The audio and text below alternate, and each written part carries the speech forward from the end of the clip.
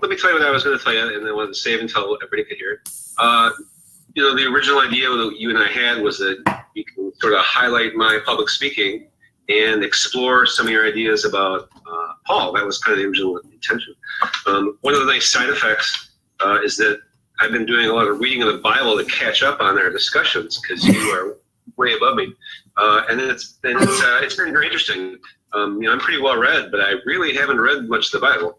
I really appreciate, finally getting my act together on our tradition. You can't really grow up in the Western world and completely ignore the Bible, because there's obviously so many influences, so many stories. It's funny you highlight that.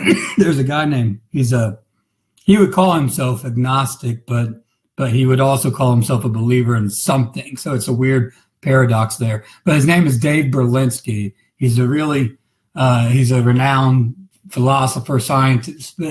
He's been interviewed, and he spoke to that. He said in his courses, he would tell students, you have to read the first, or you have to read the Old Testament. If you don't read the Old Testament, you have no concept of how we are here, where we are today. You don't have to believe it, but you do have to read it, just from a sense of perspective. It's so influential on so many people. You're kind of missing out half that world that you don't really have a clue if you don't have an idea of what they think or what they're basing things on. And to the other degree, and I think a lot of religious zealots miss this part, giving the skeptical fresh set of eyes on the Bible actually progresses the discussion, like me and you are having, on something like Jesus and God, to the point where the church can participate more, or a religious, zealot could participate more in that exchange, and have the number one thing people should shoot for is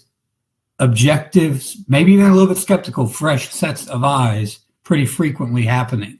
And whatever the reality is, another set of eyes isn't going to change it. Exactly. Yeah. What we discover or what we have to say about it. That actually kind of relates to what we were saying earlier about Buddha. The Buddhists say there's 52 life lessons. And part of the beauty of life is that nobody learns them in the same order. So if we say that, learning your local traditions is one of the lessons, I waited till I was 52 to do that. A lot of kids learn it when they're kids. A lot of people, especially if you're talking about like the Jews going through the bar mitzvah or Sunday school or catechism, like you got to learn this stuff. And a lot of people do that back when they're 16, 17, 18 or younger. Yep. So waiting for a long time before I did that might be kind of unusual. That might be possibly part of the reason that I have a fresh view. Well, it's and it's also really cool because you gain a lot of wisdom without gaining a lot of doctrine going about that way. You get what I mean? I'm pretty insulated against doctrine. Yeah, and so basically you don't have the doctrine. You might not be able to cope with like separating the stories from mom and dad. Right. Yeah, I'm okay there. Exactly. And that's one of the advantageous parts about like having this subjective and sometimes even like, not in your case, but some people just are completely ignorant to the existence of such a concept. That could be a beneficial thing to then be, reading through it later in life. And at that point, it's not everyone is such as a hard-headed douchebag like me who kind of questions everything his entire life. So anyway, but no, anyway, let's get Samaritan, and we've been having some good discussions on that. How about you kick it off with where we're going to go with it? No, well, sure. Let me share the screen because I started notes like I used to do. And you had some ideas, and I had some ideas. I'm gonna put your ideas on the back burner for just a minute. So I never actually read The Good Samaritan. I knew the basic story from a couple different angles, but I never actually read it myself. And the first thing that struck me is that it's a parable that Jesus brings out for a lawyer. Yep. Some lawyer is challenging Jesus on the law and what makes the right thing. And I can go read from Luke, but I'm gonna try and do it from memory just to as a test. The lawyer says, well, what do you think is really the right thing here? And Jesus says, well, what does the law say? And the lawyer says, well, treat your neighbor as treat your neighbor as you would yourself, or love your neighbor your neighbor. And the lawyer, and Jesus says, yeah, that's right. And the lawyer says, but what's a neighbor? And that's when Jesus brings out this story. Now, Mary Carroll's made a point a while ago that, a lot of people read Jesus in these parts of the Bible, and he seems kind of like a dick. Like he's kind of this judgmental jerk. And of course, I read the story, it's like, well, he's answering a lawyer. What do you expect? Right? Yeah, exactly. Not only do people not have maybe a great idea about a lawyer, but lawyers are notorious for asking these loaded questions. Like, they don't sound loaded, but that there's more going on here. Yeah, waiting for the answer, and I can attest to this both from being on the receiving end and I think I have a problem sometimes with unintentionally loading up questions myself sometimes, and lawyers are notorious for it. When they're asking a question, you almost don't want to answer because the other one's coming, right? What's that? Who knows where he's going with that? Yeah, exactly. Yep. Is he collecting evidence? This is worse than a cop. Yeah. They just want to finish the day and move on. The lawyer's keeping records for God knows how long. Yeah. The whole thing about how Jesus is answering a lawyer, that kind of puts a big color on it. And then, of course, what we read about is the Good Samaritan happens across this guy who's been beaten up by robbers, left naked in the ditch for dead. And this guy's like, oh, man, and we, remind me, a bunch of people skip right past this guy, right? Yeah. Well, not just a bunch of people. It is a bunch of people, but very specific as well. The types of people who will pass by him, because they'll be related to higher ups, both in priesthood and in like rulership. So basically, people will pass him. And the observation being... So who else ignored him besides a priest walked by? Who else? Just passerbyers, but the context around it alludes to the rulership. So the picture being painted is the priesthood, effectively the Pharisee in this case, are going to ignore you're there because they know if they observe you, they're supposed to help you. The rulership walks right by and does nothing because they don't even consider you. And then the Samaritan. And obviously it's more than that who pass them by, but those are the two largest takeaways for me, at least. I guess it's individual for everyone, but those two are specific, and we'll get into why that's important, at least in my opinion, a little bit later. Well, so to be fair, it's kind of a rebuke. Like, the story is a little bit of a rebuke for the Pharisees, right? Absolutely, yeah. Right. So one of the other things that comes up is the Samaritan helps the guy up, presumably, maybe treats some injuries, gives him something to drink. Doesn't he end up getting him some clothes, and then he puts him up in a hotel for a night, gets him to an inn. Yeah. So I thought, just for fun, we might sort of take a little inventory. How good was this guy? I mean, it's one thing to offer a homeless guy a sandwich. It's another guy to take him to Holiday Inn and put him up for the night too. That's a great point. Yeah, great way to look at it. The homeless man. Yeah. So, I had the scriptures up if you want to go make the comparison. But let's do let's do a receipt. How much did this guy really get on the hook for? I mean, it's one thing to be nice to people. It's another thing to go broke for it. That's a good point. I have the scriptures pulled up here right now. When bandaged his wounds. Right. So we'll say first aid. First aid, right? So this includes bandaging of wounds, pouring oil and wine as part of that. Put a man on his own donkey, brought him to an inn, took care of him, and paid for him to be looked after. So we got the donkey. That's basically like Uber, right? Yeah, exactly. Yeah, yep. You've got staying at the inn, and then the next day he took out 2 denarii and gave them to the innkeeper. Look after him, he said, and when I return, I will reimburse you for any extra expense you may have. Now, this is a critically important component of what he does. He doesn't just, all 5 of these here, he doesn't just end it with the finite total expense, but he's going to be such a good dude. He's going to give a credit card to the innkeeper and say, and to bring that to the modern sense, if I put a homeless guy up in a hotel, they're going to want me to put a deposit down. Yep. Right? Correct. So I'll say, I don't know if an expense account is right. He didn't tell the guy to order room service.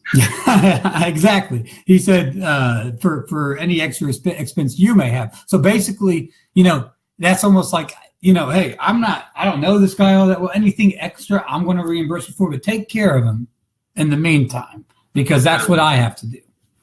All right. So let's take a quick inventory here. A decent bottle of wine, or maybe even a cheap bottle of wine. That's, I don't know, $10, right? Yeah. An Uber, depending on what part of town you're on, maybe that's 15. The robbers didn't rob them right next to the hotel. It's probably out in the middle of nowhere. Yeah. Bandages. Oh, go ahead. Oh, yeah. I got a friend who runs a hotel, who's a concierge at the hotel, downtown Portland. He can give me friend prices that nobody else can get. And if I'm really hard up, he can get me in there for $65 a night. Wow. So maybe 100? Yeah. Yeah, I'll go 100. That's probably the nice average cost. We'll look that up here, but 100 sounds good. And assuming that the guy didn't go and trash the place, maybe at the end of the day he did some laundry, or he got some ice, or he hit the vending machine for a candy bar. So maybe the guy spent another $40. Yeah. For whatever. Oil, that's like an ointment, right? Yeah. Well, we'll call that. Just like the. Well, you might just. But what's that stuff you put? Anyway, the first aid cream that I always put on my open wounds. That's escaping my mind right now. Neosporin. Yeah, Neosporin. Thank you. I was thinking the oil was like ointment, like skin cream, like fancy, like some of these fancy skin creams are like $7, $8, $9 a bottle. Yeah. That's not a lot, but it's still something. Yeah. The first aid and the time, and especially if the guy's actually a medical personnel, like he's actually bringing skills, that can get pretty expensive. Yeah, no doubt. I'm not sure where to estimate that. Well, let's go with bandages, and let's go with Novi service. Or let's just go with intake unit minimum wage. You know what I mean? Like the dude has base level training on how to, and can be paid for helping people. And so like the price of an orderly or a nursing assistant. Yeah. That's probably maybe a good $40. Yeah. Right? Yeah. So is that everything? I'd say that's a good account. Yeah. Did we get all the pieces? I'm looking here. Which is, I believe so, unless I'm missing anything. Took pity on him, bandaged wounds, poured oil and wine, donkey. Do we have the donkey? Yeah, Uber. Took care next day. He took out 2 denarii and gave them to the ink. Yeah, so that was to the ink. So the denarii, those are like gold ounce coins, right? Yeah. Right. So to be fair, if we want to go that route, going on like a modern accounting, I'm getting about $200. But the denarii is a 1 ounce coin, right? Let me look that. You may know, and if you know, answer. I'm about to look it up, so I don't not know. Denarii weight. There we go. 4.5 grams. 4.5 grams. So an ounce is 28, so that's 1/7. So 2/7 of a gram, which is going to be 0.28 times an ounce of gold, which is $1,200. So about maybe $240 based on that calculation. Yeah. Wow. All right, so these numbers are pretty close to each other based on a real quick thumbnail. So the very first question you ask is, how many people here have ever coughed up $200 for some guy on the side of the road? Yeah, no joke. I'm not one of them. Right? Yeah, I've helped people out with a few bucks. Me and a friend have cooked dinners for people. Like we're cooking dinner. Sometimes we'll invite somebody from the street who obviously, my buddy Dave's got a dude across the street. He's been living there for 2 years. He invites somebody for dinner all the time. But cooking dinner for somebody, that ain't no $200 deal. Yeah. That's awesome. You guys do it, by the way. I have never coughed up $200 to a person on the side of the road. No way. Yeah, that's a bit much. And maybe in a few years when inflation's worse, it'll get easier. Yeah. But that's kind of cheating. All right, so I put the Good Samaritan. I'm going to say if we call generosity good, this guy kind of makes the pass. Mm-hmm. I don't think there's a way out of that. All right, so I just wanted to get a sense of what we're really talking about here. What's this guy? When Jesus brings up this parable. Maybe it's a little bit of a sales job because maybe it's not that realistic. Fair enough. But the original point was to ask this lawyer, do you call this guy? Is this the kind of neighbor you want? Mm-hmm. But now that we cover this part, let's go talk about your idea. Yeah. So on the risk of sounding crazy here, I was reading through this a while back and just kind of closed my eyes and thought hard on it and just kind of had for lack of a better phrase, more kind of a vision of what I felt like it was communicating, at least in that moment to me. And it was like, if I were to look at myself in a mirror, it would appear that I was laying down on my back. So if I'm looking in a mirror, but I can't see my own face. I can see my reflection. But I can't I can't see my own face. I see my face as reflection. And my reflection is on its back.